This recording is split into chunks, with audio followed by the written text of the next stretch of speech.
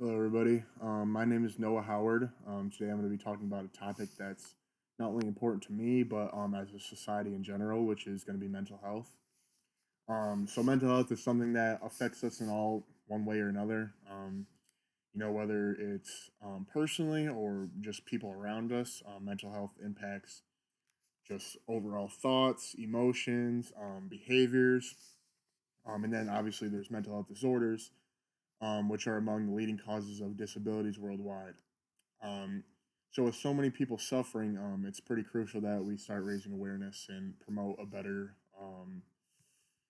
understanding of what's going on. So through my research over mental health, I've learned that some of the most common mental health issues are things like anxiety disorders, depression, and bipolar disorder.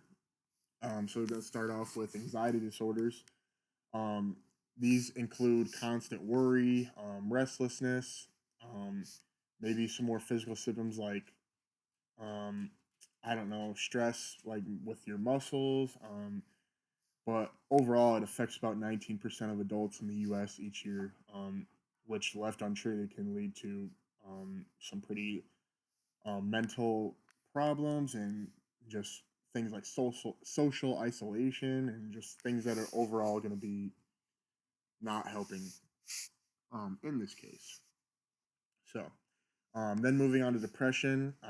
Depression is one of the most widespread mental health conditions in the world. But just talking in the US, 18.5% of US adults at some point in their lives deal with depression. Obviously, depression, I'm sure some of my classmates, I know I have personally dealt with depression at some points in my life. I know that can lead to sleep problems, maybe appetite problems, definitely energy levels. Being an athlete, I've definitely felt that affect me over time.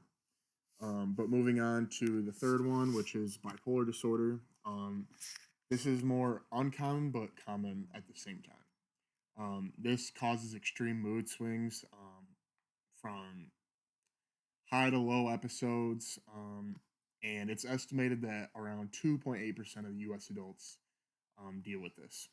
Um, So overall, mental health issues create um, a pretty economic burden on society, and it also costs over $200 billion annually in healthcare products. And mental health disorders can contribute to homelessness, incarceration, and definitely a big one that is talked about a decent amount of suicide. Um, so how this research has kind of influenced my thoughts on mental health. The research really opened my eyes just how common and impactful these issues are. I've noticed that mental health is often marginalized or stigmatized, but it's crucial to address it.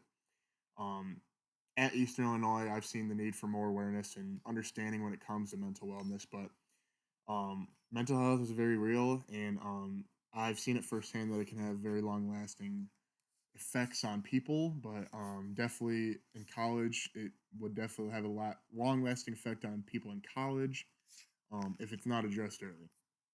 Um, so going on my action plan, after learning a little bit more about it, I've developed an action plan to um, create a more supportive environment on campus for mental health. Um, the key areas I'm kind of exploring are with education, awareness, and then I think there needs to be a better state of direct support through mental health.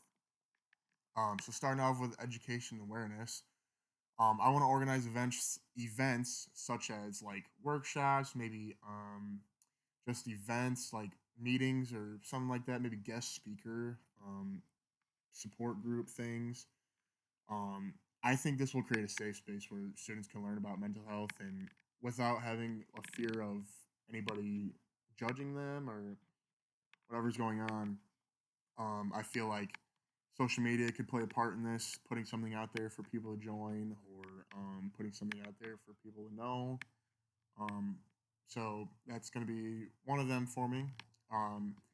Next one is recognizing the signs of mental health.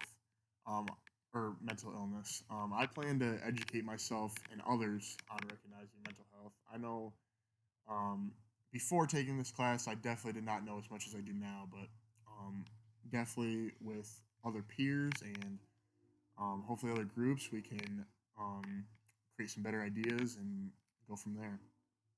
Um, QPR method for suicide prevention, um, which is obviously question, persuade, and refer.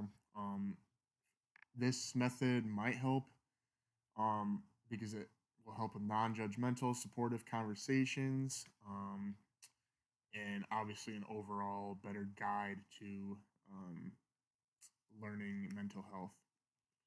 And then the last thing I will do will be just to connect people to resources. That's um, as even for somebody that doesn't know anything about it. This is probably the best thing you can do. Such as suicide hotlines. If you see a peer struggling, you want to get them with resources maybe on campus. If it does happen on campus, there's so many options we could use, such as counseling services, which I know that Eastern offers a few of those, mental health screenings, and then just peer support groups. And the environment around you is a big um, factor when it comes to dealing with this stuff. Um, so I'll be encouraging self care practices, kind of as regular exercise. I'm gonna try and maintain a healthy balance between helping others and then caring for my own self. One problem I definitely do have is caring more for caring for others and then not helping myself out. So that's an area that I'm gonna be careful in. But in conclusion, mental health is a vital aspect of our overall well-being. And I would say that it's time to remove the stigma around it by raising awareness, by obviously resources, and creating a more supportive environment, not only on campus but wherever I'm at in my life.